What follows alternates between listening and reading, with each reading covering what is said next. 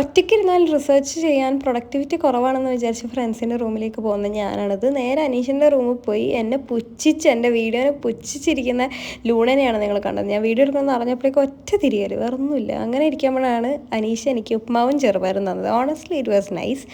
അതുകൊണ്ടാണ് ഞാൻ എൻ്റെ ഈ എക്സ്പ്രഷൻ. പക്ഷെ ഞാൻ രാവിലെ തന്നെ കഴിച്ചുകൊണ്ട് എനിക്ക് വലുതായി കഴിക്കാൻ പറ്റിയില്ല. അപ്പോൾ അനഘയും കല്യാണിയും കൂടി പൊട്ടറ്റോ മേടിച്ചുകൊണ്ട് വരാൻ പറഞ്ഞായിരുന്നു. അപ്പോൾ ഞങ്ങൾ പൊട്ടറ്റോ എല്ലാം വാങ്ങിച്ച് ഓൺ ദ വേ ആണ്. പിസ്സ പറഞ്ഞ വഴിയിൽ വന്നതാണ്, പക്ഷേ ഇവിടെ എത്തിയപ്പോൾ വഴി ഉണ്ടായി. ഇനിയിപ്പോൾ വേറെ വഴിയിലൂടെ പോകണം. 2 വർഷമായി ഇവിടെ, എന്നിട്ടും വഴി തെറ്റി. അങ്ങനെ നമ്മൾ പേപ്പർ സ്ട്രിങ്ങും ലേസെല്ലാം വാങ്ങിച്ച് നേരെ അവരുടെ റൂമിൽ പോയി. അവിടെ നിന്ന് ഉരുളക്കിഴങ്ങ് അരിയുന്ന കല്യാണിനെയാണ് നിങ്ങളിപ്പോൾ കാണുന്നത്. അനഘൻ്റെ വക ഉള്ളിച്ചമ്മന്തി എല്ലാം ഉണ്ടാക്കുന്നുണ്ടായിരുന്നു. ആൻഡ് നല്ല ഉപ്പേരും നല്ല ഉള്ളിച്ചമ്മന്തി എല്ലാം അടിപൊളിയായിരുന്നു.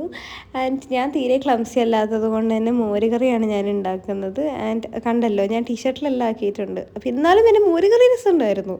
ഇത് പിന്നെ ഞാൻ തന്നെ പറയുമല്ലോ. അപ്പോൾ ഇതൊക്കെയായിരുന്നു ഇന്നുണ്ടായിരുന്നത്: ഉരുളക്കിഴങ്ങ്, മോരുകറി, ചോറ്, ഉള്ളിച്ചമ്മന്തി ആൻഡ് അച്ചാർ. അങ്ങനെ ഞങ്ങൾ അതെല്ലാം കഴിച്ചു. ഇതൊക്കെ ഞങ്ങൾക്ക് കിട്ടുന്നത്, ഞങ്ങൾക്ക് ഇതൊക്കെ ഇവിടുത്തെ ലക്ഷറിയാണ് കേട്ടോ.